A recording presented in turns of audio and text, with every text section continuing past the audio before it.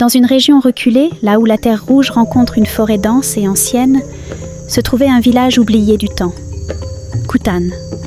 Un village simple, en apparence. Le jour, la vie y était paisible. Les enfants couraient pieds nus, riant sous le soleil brûlant. Les femmes pilaient le mil au rythme des chants.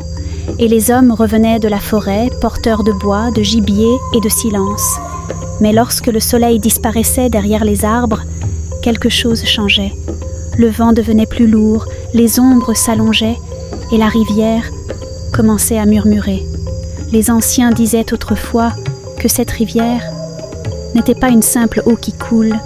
Ils disaient qu'elle écoutait, qu'elle voyait, et parfois qu'elle appelait. Mais avec le temps, ces paroles furent oubliées. Parmi les habitants du village vivait une jeune fille nommée Aïssata. Aïssata n'était pas comme les autres. Elle observait plus qu'elle ne parlait. Elle écoutait plus qu'elle ne riait. Et souvent, elle semblait absente, comme perdue entre deux mondes. Les autres enfants disaient qu'elle était étrange. Mais sa grand-mère, maman Sika, elle savait. « Tu entends ce que les autres refusent d'écouter ?» lui disait-elle souvent. Aïssata ne comprenait pas encore ce que cela voulait dire, mais elle allait bientôt le découvrir.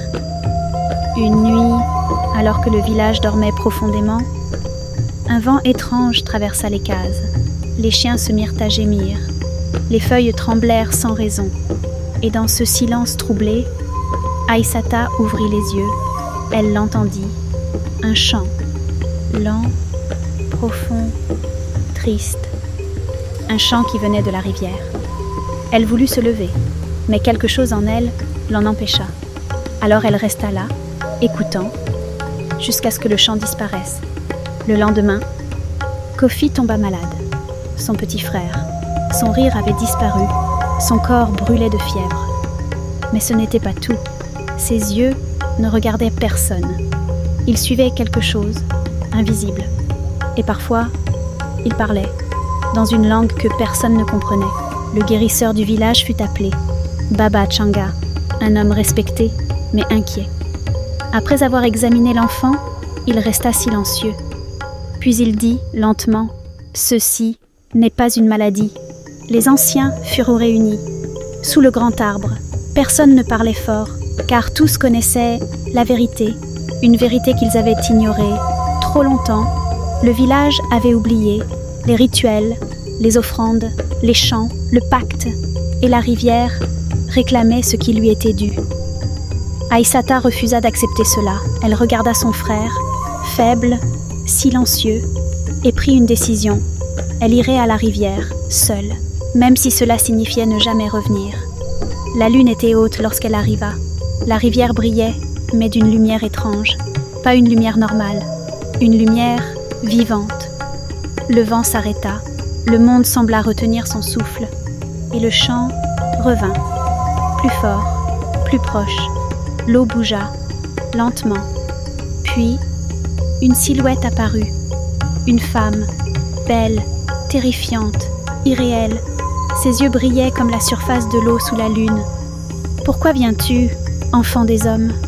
La voix n'était pas forte, mais elle traversait l'âme. Aïssata tremblait, mais elle répondit « Mon frère, rends-le-moi !»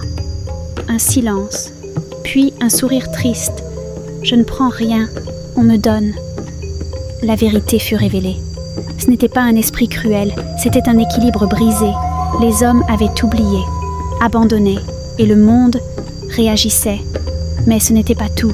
Il y avait un secret, un ancien choix, une erreur dans la famille d'Aïssata. Maman Sika savait. Elle avait toujours su. Le grand-père d'Aïssata avait refusé un rituel sacré autrefois pour protéger ceux qu'il aimait. Mais ce choix avait créé une dette invisible, qui revenait aujourd'hui.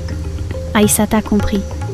Ce n'était pas seulement son frère, c'était son héritage, son sang, son devoir. Le rituel devait être accompli, mais pas par n'importe qui, par elle. Et il y avait un prix, toujours un prix. Mais tout le monde n'était pas d'accord. Un homme du village refusait. Il avait construit son pouvoir sur l'oubli des traditions, et il ne voulait pas que cela change. La nuit du rituel, tout bascula. Le vent hurla, la rivière déborda, Le ciel gronda, le village trembla. Au centre, Aïssata, seule, face à la rivière, face à son destin. Elle ferma les yeux et accepta le sacrifice. Le calme revint, l'eau se retira, le vent se tut, et au lever du jour, Kofi ouvrit les yeux. Mais Aïssata n'était plus la même. Elle entendait toujours la rivière, toujours, mais désormais, elle comprenait. Depuis ce jour, le village n'oublia plus, les chants revinrent, les traditions aussi, et la rivière se tut. Un peuple qui oublie ses racines perd sa voix, mais celui qui écoute ses ancêtres ne marche jamais seul. Si cette histoire t'a touché, alors elle n'est pas terminée ici. Dis-moi en commentaire, est-ce que tu crois que les ancêtres peuvent encore parler à travers la nature ? Et si tu veux plus d'histoires comme celle-ci, plus profondes, plus mystiques et inspirées de l'Afrique, abonne-toi maintenant et active la cloche. Car ce que tu viens de voir n'est que le début.